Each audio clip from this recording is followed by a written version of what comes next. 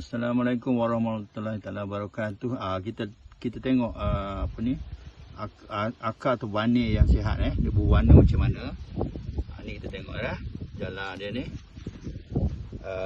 Dia warna kemerahan. Warna kunyit lah. Itulah tanda dia sihat. Kalau lebam ataupun warna hitam tu, pokok bermasalah lah. Like a bird on a tree,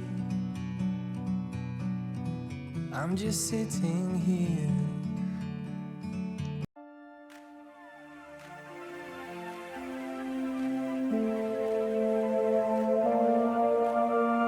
Assalamualaikum warahmatullahi wabarakatuh. Salam sejahtera. Salam kepada pencinta tanaman durian. Hari ini Popin Durian Muazzam Shah ni ingin berkongsi untuk mengenali sifat pengakaran yang sihat dan terbaiklah. So jadi saya ingin sebutkan ini pokok saya ni. Kalau tuan-tuan lihat ni, usia tanaman saya 2 tahun 2 bulan. Ni ini ada usianya 2 tahun 2 bulan dengan ketinggiannya di antara 15 ke 18 lah saya ingat. So, dengan perdahanan dia ni yang agak dikawal. So, jadi sekarang ini fokus saya ialah kita ingin melihat pengakaran. Okey, ni kita nampak ni akar, ni bukan akar utama. Ini bukan akar tunjang tetapi akar utama yang berwarna, apabila kita kupas sikit nampak warna putih kemerahan. Ataupun keperangan lah, warna keperangan.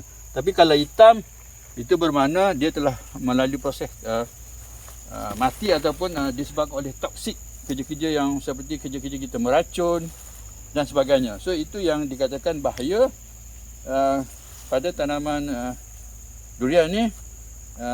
Kita kurangkan kerja-kerja meracun. Okey, so kita tengok pengakaran yang sihat dia berada di permukaan atas tanah saja.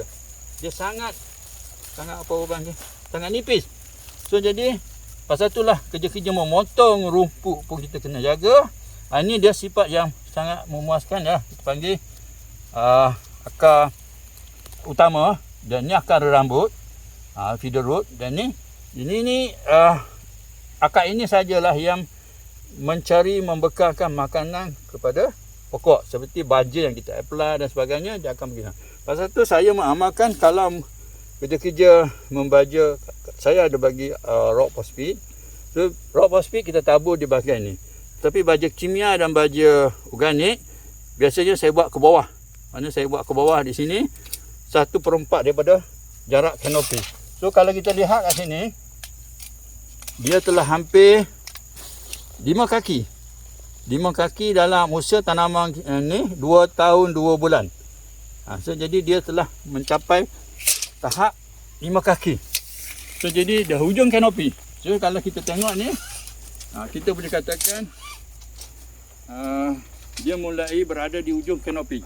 So pasal itulah pembajaan ni sangat penting, terutama baja kimia dan organik kita amalkan di luar kanopi supaya akar kita ni mengejar mencari sumber makanan, bukan kita meletak sumber makanan atas dia. So jadi biar dia mencari sumber makanan.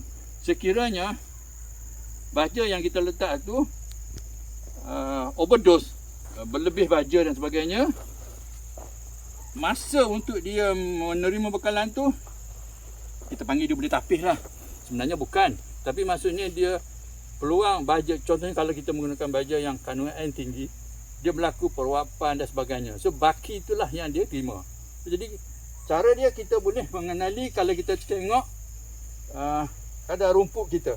So maksudnya kat sini, kalau kita lihat kat sini rumput di bahagian atas ini hijauan rumput dia tak berapa ketara. So di bahagian sini kita nampak rumputnya agak hijau. Itu maksudnya ini kawasan kita melakukan kerja-kerja pembajaan. So tuan-tuan boleh nampak kat sini, walaupun rumput tak tebal disebabkan kita sentiasa potong dan sebagainya, tapi itu tanda dia. So jadi kalau kita nampak rumput kat sini, ni kawasan kita dah tidak membaja, rumput pun nampak kuning. Dia tak berapa apa namanya, macam tak cukup sajalah. Tapi dekat sini kalau kita tengok daun ni subur. Ini masih lagi ada baju organik yang saya baru tabur di atas daun ni. Ini adalah baju organik yang saya baru letak lah. So dia masih ada lagi, kita nampak sisa-sisa dia di atas daun. So inilah kawasan pembajaan yang saya lakukan lah. So okey,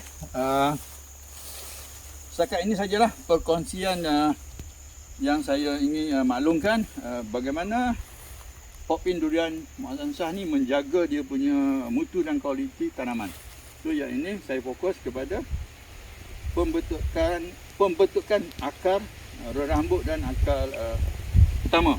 Jadi kalau kita ni akar utama. So okey, sekian, terima kasih. Assalamualaikum warahmatullahi wabarakatuh.